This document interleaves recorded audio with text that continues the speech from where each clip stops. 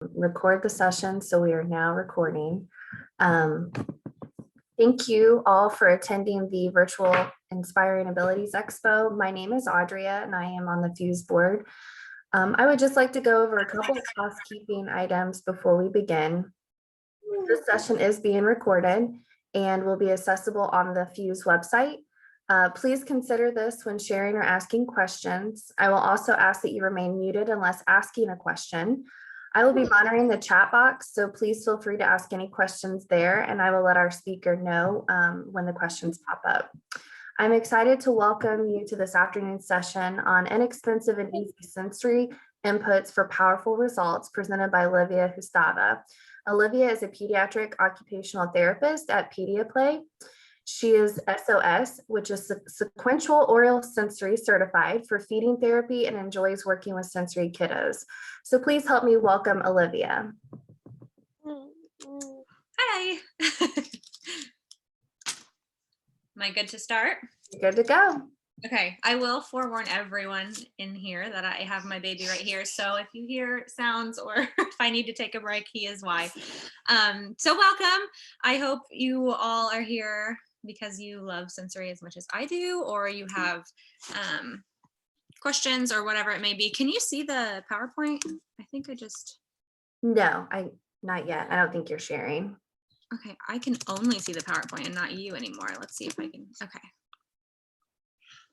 All right, let's do this.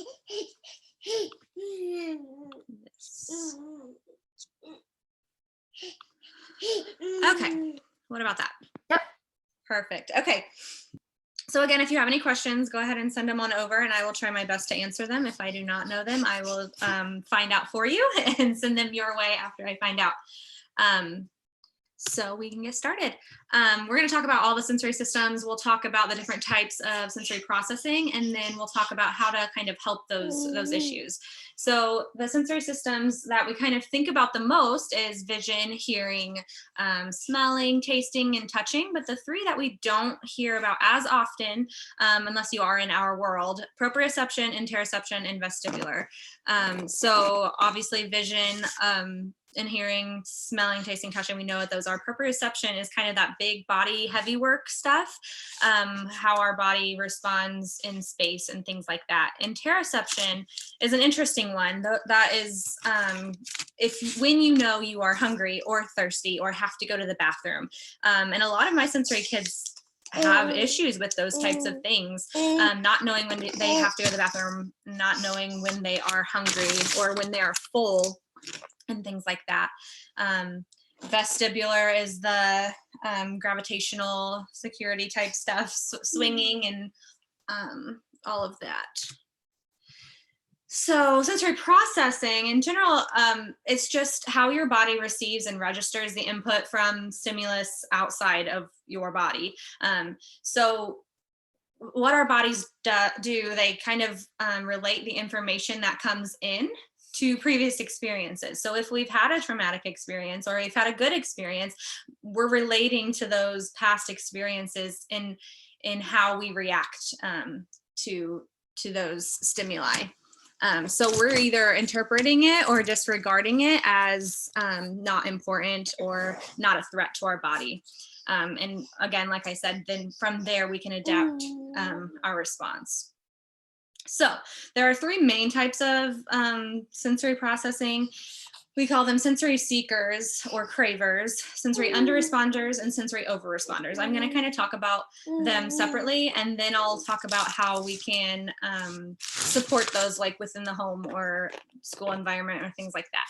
So a sensory seeker, you see these kiddos always wanting to move or crash or touch or like unintentionally hurting themselves or others. They love looking at things like intently, trying to figure out how they work, really close to their face, things like that. They like to be loud, repetitively over and over and over. And they don't really feel dizzy if they're spinning and spinning and spinning. So those are sensory seekers. Sensory under responders, those are kiddos who, if their sensory stimuli coming in is not being registered, they're under responding. So we're moving slowly, we're seeming tired all the time, we're not responding appropriately to sights or sounds or touch, or maybe not even appropriately, just not in an appropriate amount of time. You'll see a lot of these kiddos kind of slouching or leaning, things like that when they're working. They don't notice when they're messy. They don't have that recognition. And then they can tolerate extreme movements also, just like our sensory seekers, but it's a little different. They are handling it because they're not registering it versus they're craving it, if that makes sense. And then sensory over responders. So we're not tolerating anything really.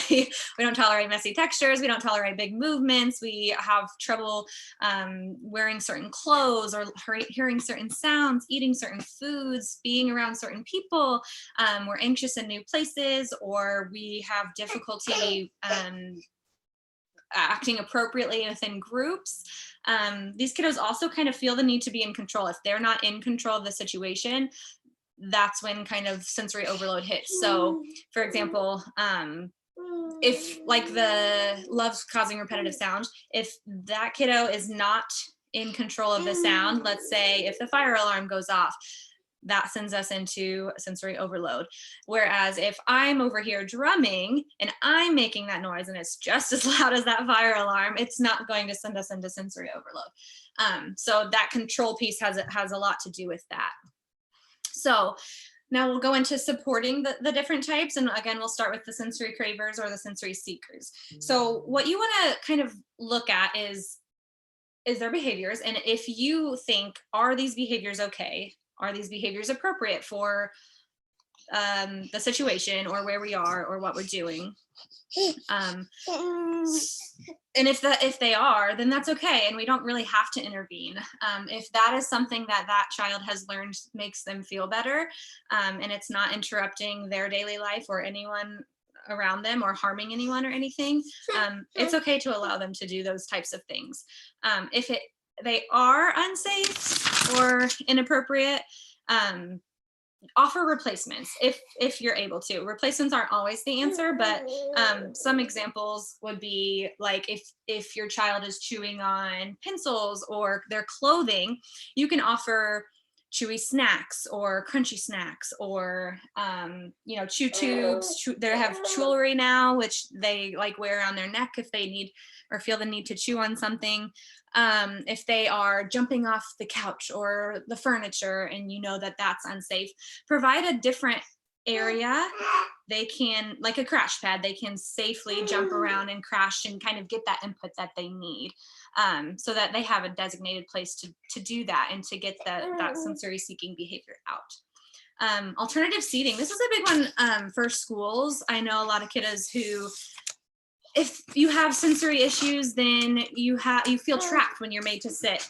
And at school, they are sitting all day. So they can sit on therapy balls. They can sit on wiggle seats. You can put TheraBand around the legs of the chair and kind of bounce their feet on there, so it's not loud, but they are still moving. Again, if they don't feel trapped, then they are able to sit there and they are able to kind of sit and attend.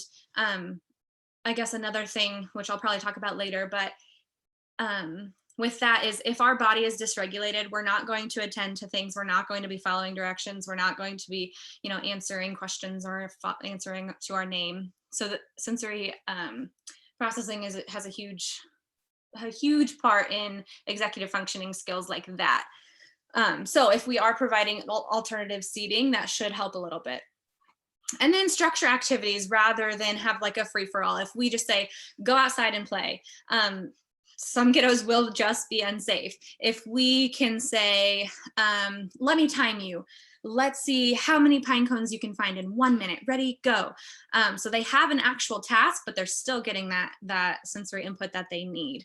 And then I'm going to repeat myself a million times on this one. We always want to teach our kids about their sensory needs so that eventually they're able to recognize those tools and utilize those tools, or ask for them if they need them.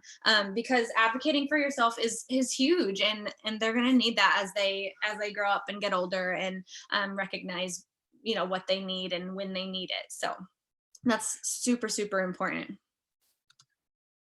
Okay, so sensory under responders, supporting this, we want to alert the child, because remember, these under responders, they're moving slowly or they're not motivated to do much.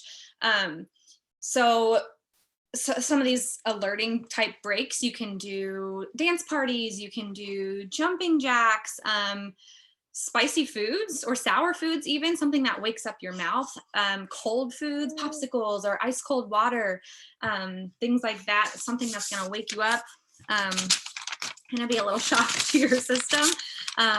Those are always good.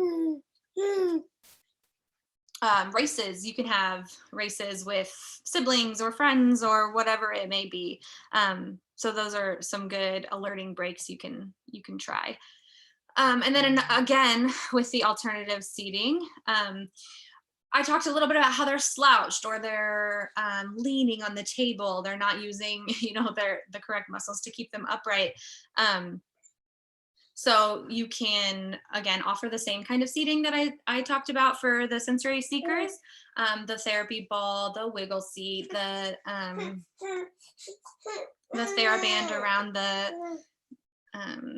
chair legs, and then a stander. Also, I don't think I mentioned that last time. A lot of kids, since they do feel trapped, standing helps a little bit. So if they have a place where they can stand and finish their work, that seems to help a little bit. And then keep it motivating. These kiddos need excitement to keep them involved. So, and then again, like I'm going to say a million times, teach your kids about their needs. Sensory processing is so individualized and it's so unique to each kid that you have to learn what works for your kid, what doesn't work for your kid, because it's not a one size fits all. And they need to know that too about themselves. All right, on to over responders. So over responders, the intensity is too much for the information to register naturally and appropriately when it's getting into their system. So using calming strategies prior to participating in the sensory activity that they're kind of dysregulated about. Deep breaths, animal walks, big proprioceptive activities like that, bear hugs or hand squeezes, something, again, individualized that's going to help calm your kiddo.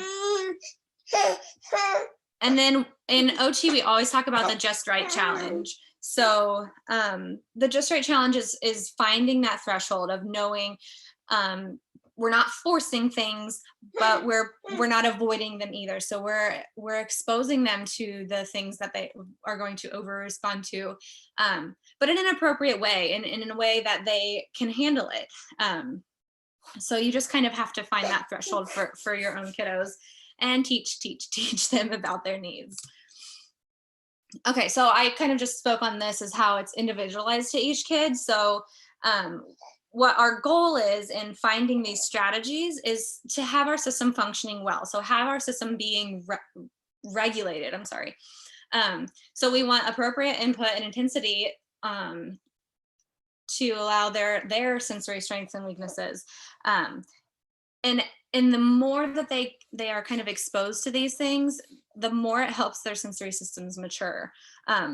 So we just kind of have to help them help themselves in a sense to, find adaptive ways to get through their days and to get through those things that are sending them into overdrive, or there's those behaviors that they're having because they're seeking input, or they're not motivated to even move or do much of anything. So in talking about how we want our system to be regulated. We're in a ready alert state. I talked about those executive functioning skills, focus, attention, following directions. So we're modulating these sensory inputs so that they can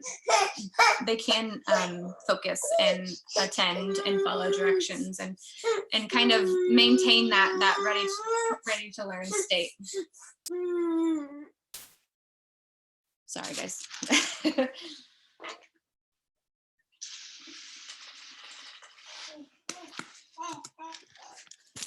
So some triggers that I see a lot, and I know they're pretty common around the world. Sounds like I talked about a little bit earlier: fire alarms, fire trucks, sirens, and things like that. Things that are not in their control. Those big sounds kind of send us into overdrive. Again, if they are in control of those sounds, you won't notice that big reaction. Smells, I again do a lot of feeding therapy. Smells are huge. So you might see gagging or coughing, choking, things like that when they get a strong sense of those smells, having meltdowns because of them. And that's kind of a hard one to touch on. That's kind of an exposure therapy type thing, finding their just right challenge. Unexpected touch. If you're coming up behind a kid and tap them on the shoulder or something, that might send some kids into overdrive. So the light touch kind of touches on that, but unexpected touch can be light touch or not. And then movement out of an individual's control. Roller coasters, cars, and if they're in the stroller, they're not in control of any of these behaviors or inputs coming to them. It might send them into overdrive and be a little bit dysregulated. So we'll talk a little bit about mealtime issues. If you think about it, kids eating is the only time that they are using all of their senses. So they're seeing their food, they're smelling their food, they're tasting their food, they're hearing their food when they're chewing it. They have to know when they're hungry or full.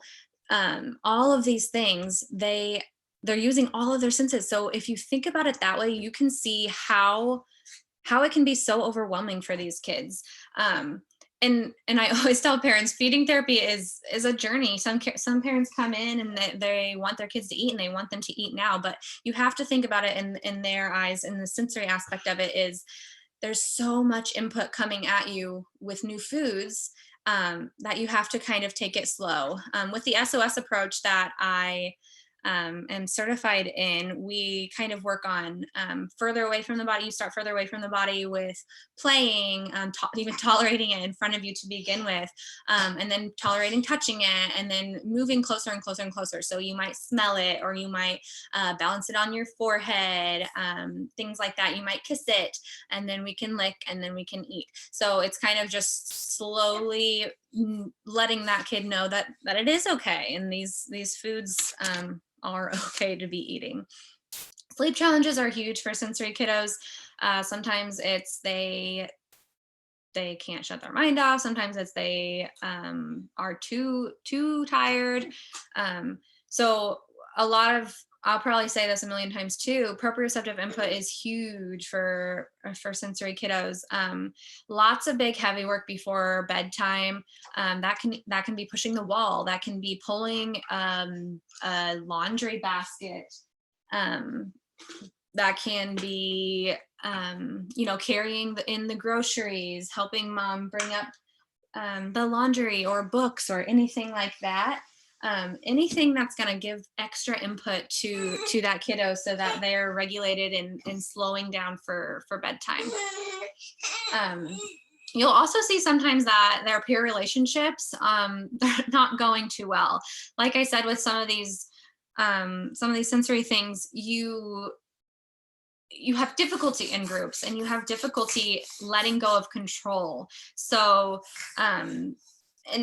and in OT, we do kind of work on those types of things, executive functioning also, just kind of letting go of control, allowing others to, take turns and participate, things like that. Self-care is huge too. We talked a little bit about dressing and not being able to handle certain clothing, but also even brushing our teeth or getting a haircut, brushing our hair, taking a shower or a bath. Those things can be triggering as well, and then therefore lead to delayed independence, because every time you brush your teeth you have a meltdown, and so mom and dad are doing it for you, and it's just a spiral from there. So um, transitions are hard for a lot of kids. um, if they're playing on their tablet or whatever and their time is up, that could be hard. If they're leaving to go to school, that could be hard. If they have to leave the playground, that can be hard. Some things that I like to use for transitions, a visual or an auditory timer. Time for kids, time means nothing. If I say you have 3 minutes left, that means nothing to a kid. So if they can see, they can physically see, or they can hear when their time is up, tends to help a lot. Or giving them a task afterwards too. So in 3 minutes, you'll hear the car go beep beep, and you're going to help me carry these books out to the car, whatever it may be. Just give them a task for transitioning, because it kind of has them in the mindset that, oh, I'm still doing something, not necessarily ending things, end all be all right there. I see a lot of kids, a lot of kids mouthing and chewing anything and everything. And to a certain point, that's typical developmental stuff. And then until it's not. So if you notice that it's kind of getting out of hand, we're putting everything in our mouth, or we're chewing on things, you can offer a replacement, like we talked about, crunchy snacks, chewy snacks, chew tube. They have jewelry, like I said earlier, things like that, to kind of divert things away from what we don't want them to be chewing on. Another thing for that is vibration. Vibration is a great sensory tool, especially for oral motor stuff. If they are seeking input through their mouth, you can do cheek massage, you can do vibration. We use things called Z-Vibes or Sensies at the clinic, but even just a vibrating toothbrush is great for that input, and it kind of provides what that mouth needs, so that they're not chewing as much on things that they shouldn't be. So going out in public, that is hard for so many kids. There's just so much to look at, so much to do, so many people, so many sounds, and a lot of times it takes a lot of prepping for the kid to be okay. Sometimes headphones could be a good choice. Hand fidgets or things. I actually just got these I know these are like all the rage right now, but something like this could be simple. It keeps their mind occupied, their hands occupied, and they are, I don't know if you can even see that, so that they're focusing on this, and they're not feeling overstimulated by everything else around them. And then over or under reaction to everyday things, which we've been talking about this whole time. So motor planning actually has a lot to do with sensory stuff. If you are overstimulated or understimulated, our body is not where it needs to be to kind of progress and meet our milestones even. Play skills are hard, fine motor skills are hard. So buttoning our pants or zipping our jackets or tying our shoes or eating with a fork or a spoon, all of these things can be hard because of the sensory things that go along with it. Handwriting, that's huge too. You can see kiddos who barely push down on their pencil, or some who push way too hard on their pencil. So a lot of these things, if you see handwriting issues or something like that, the underlying cause might be sensory. So it's worth a look to see, to get a double check on that. You can see clumsiness, lack of fluidity in their movements, difficulty like riding bikes or skipping or galloping, things like that. So again, with all of those types of things, we like to do proprioceptive input.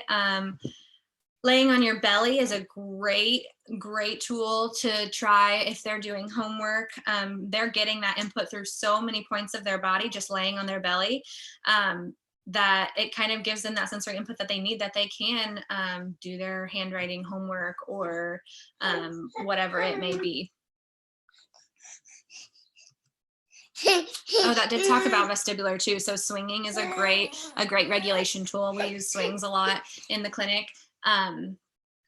Some kids don't tolerate it well, and so you kind of build up the time to do that, but afterwards you'll visibly see that they are more regulated and ready to sit and attend to things. So there are collateral issues with sensory things as well. So if you think about, you know about yourself that you are having issues and you're not seeing any other kids acting the same way or having the same responses to certain stimuli, that might hurt your self-esteem, and it'll hurt your peer play as well. So you're kind of avoiding these things. You're kind of isolating yourself, shutting down, and refusing rather than even trying. So you just think about that when you're working with your kiddos, kind of help build up their confidence and again, teach them about themselves and what they need, and that it's okay to need those things.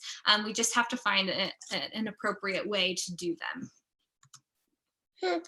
So proactively, we do sensory diets sometimes, sending home with parents. Those should always be individualized. So you can look up sensory diets online, and it might not work for your kiddo because it is not one size fits all. Every kid is unique, especially with their sensory threshold.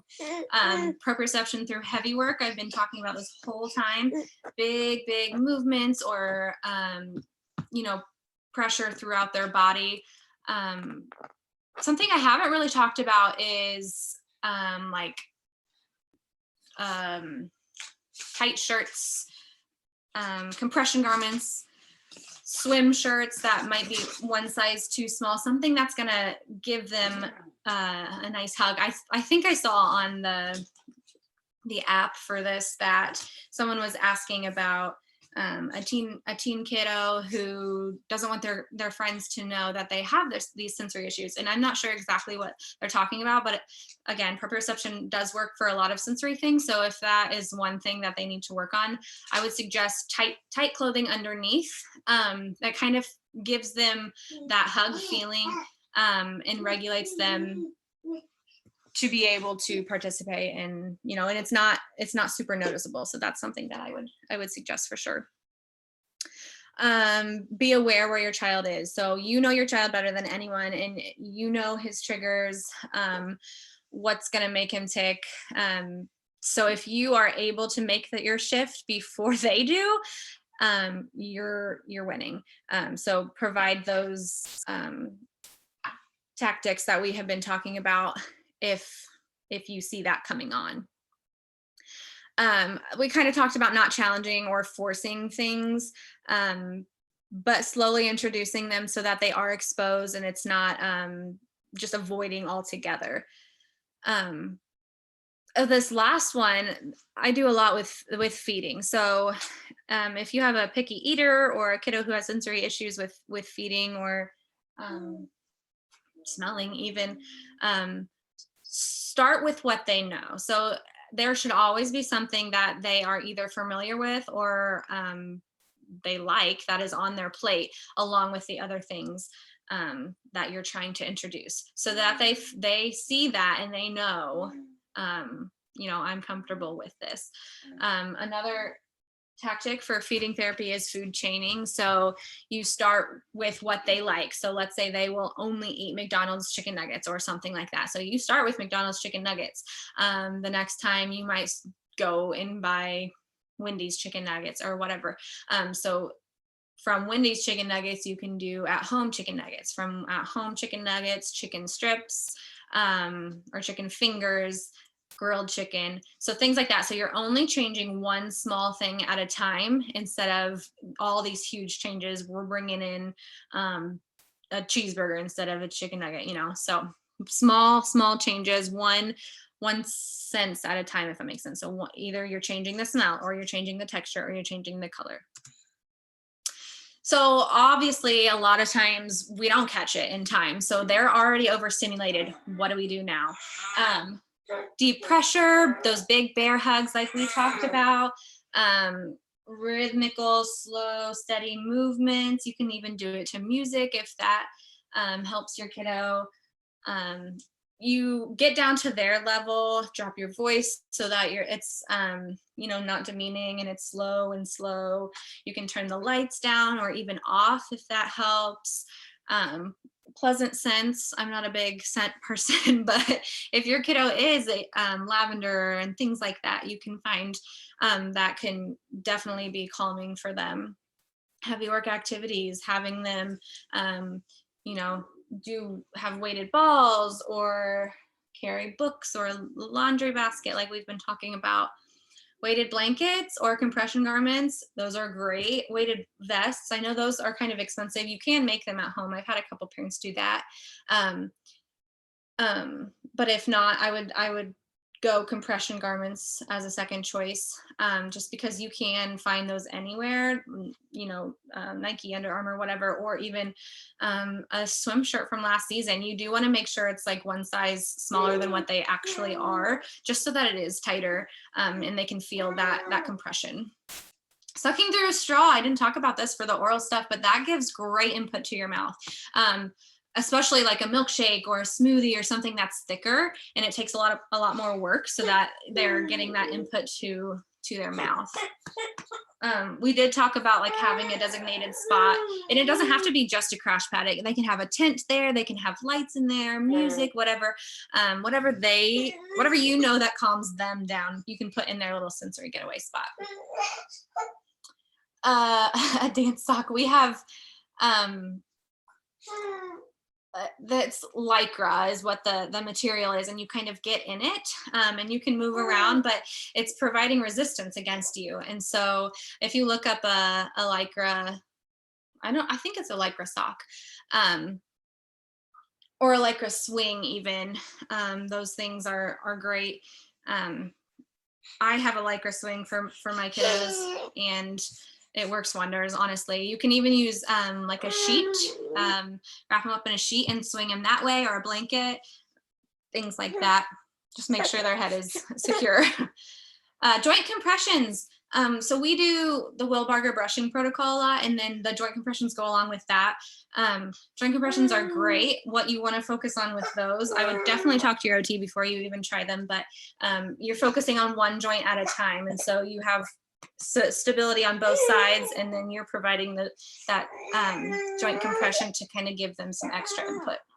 We did talk about headphones. If your kiddo is oversensitive to sounds, headphones are a great choice. They block out the sound, or you can even have headphones that have their favorite songs in it, or watching a movie or whatever it may be, just so that they are focused on that, or those sounds are not so overstimulating. Sunglasses for light outside.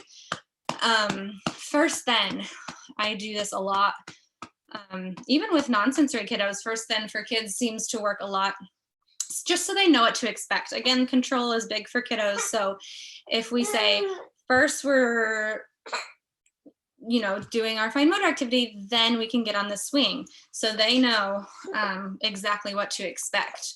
And then visual schedules are great. If you have pictures of things that your kiddo does throughout the day, put them as a schedule, and then at the end they can have a choice activity or whatever it may be, so they can move over themselves. So again, they have a role to play in this part of the visual schedule, and so they know again what to expect. They have to brush their teeth, then they have to get dressed, then they get on the bus. When they get home from school, then they can have a snack, whatever it may be. Visual schedules are great, and visual schedules are good too for transitions. So what do our kiddos need? Mine needs sleep right now. Ability to respond and not react. So responding appropriately instead of reacting out of fear or flight or fight, or just over sensitivity. and ability to plan. So this is again what goes back to teaching your kiddo about themselves. If they know what they need, they can already have these things ready, like in their desk at school or in their sensory place at home, things like that. And then ability to self-regulate. So these kiddos have to learn what works for them, their coping strategies that they can use to be able to regulate themselves independently, because that's ideally what we want at the end of the day. And then grading the response, both emotionally and physically. So a lot of times these sensory things are physical, but they turn emotional because of the breakdown that comes with them. So grading that response to know what it means, what we do about it, and how to make it better. Oh, and that is that. Let's see if I can. All right. Does anybody have any questions about any of that, or anything, I guess?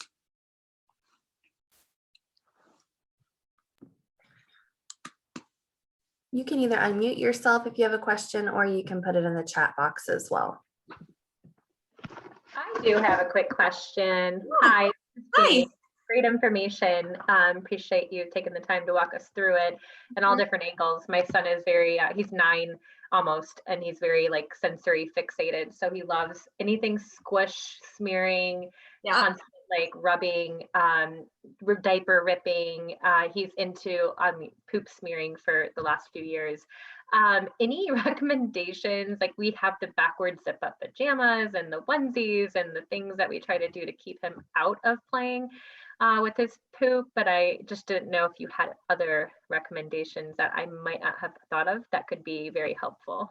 Yeah, and I'm sure you've tried this also. I haven't talked about this, surprisingly.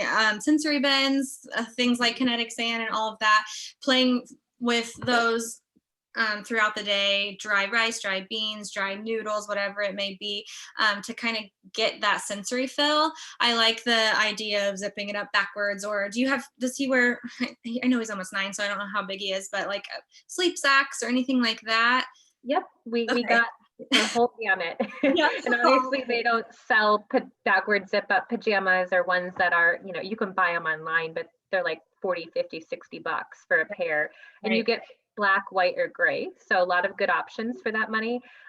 We did find a lady who actually could make a custom pair and go to the fabric store and pick out nice, patterns, and she sized him and created them. So we really do enjoy those, those options. You can find people. Another maybe recommendation, if you guys have children like mine who's very sensory fixated, because he mouths things too and puts a lot of putty in his mouth, the Play-Doh can become very wet and squishy and smears and makes a mess. Putty can be, slime can be, but he also puts it in the mouth. It becomes everywhere: clothes, carpet, furniture, hard to clean. So there's a type of putty that's kind of like kinetic sand, but you can't walk around the house and like get it all over the carpet and the floor. So it's a lot more thicker, and it's almost like putty and kinetic sand compound. And it's called Morph, M-O-R-P-H. You can find it on Amazon. There's all different kinds of Morph, but somehow the green box, it's a lot more, it's not too loose or too stretchy. But I'm having trouble finding the green box of Morph. So if anybody knows where I can find it. They have a yellow box, which is almost comparable, but it's a little bit more not looser than the green kind. But if you don't know about Morph, I thought maybe I'd mention it. Yeah, no, that's great. I actually didn't know about that. Now I do have a question. Is like the smearing of the poop and everything, is that only at nighttime, or is that throughout the day also? Yeah, it is all of the time. Yep. And we have a backyard that like connects to a sewer drain from like a street, collects all the street water. Like, they should have put more drains in our neighborhood, and they don't, and it goes right into our backyard. So like it turns into a lot of mud back there. And so even in the summertime, he'll get back and get into the mud and like scoop it up and rub it all over his body and like sit in it. And so he loves squishy mud, but it obviously is very messy. So does he wear a weighted vest or anything like that? We do have a couple of those compression vests that we can put on him. I have one of those waist trainer that you put on during working out. So I was like, I'll put that around him. Maybe that'll deter him a little bit, but he can get out of everything like super quick if he doesn't want it on. So. Oh yeah. Yeah, those types of things, especially when it's unsanitary or unsafe, are hard. You try everything and nothing is working.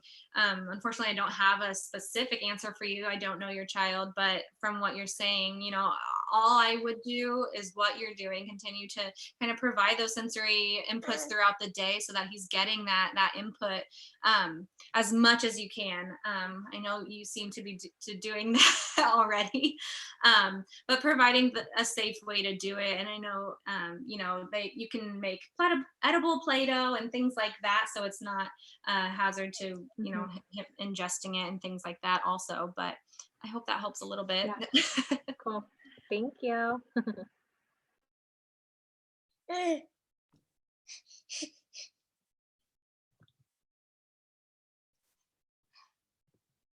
All right. Does anybody else have any questions for Olivia?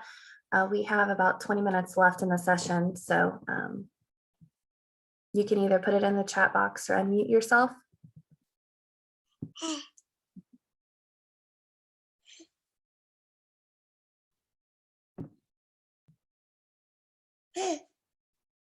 All right, well, hearing none, I think we'll go ahead and conclude the session. Thank you again, Olivia, for presenting today. We really appreciate it. And thank you everyone for attending the session. Hopefully this has been helpful. I've learned a lot too. So thank you so much. And everyone have a great day. Yes, I apologize for it kind of being short. He was fussy. No problem at all. He's adorable. All right. Have a great day, everyone. Thank you so much.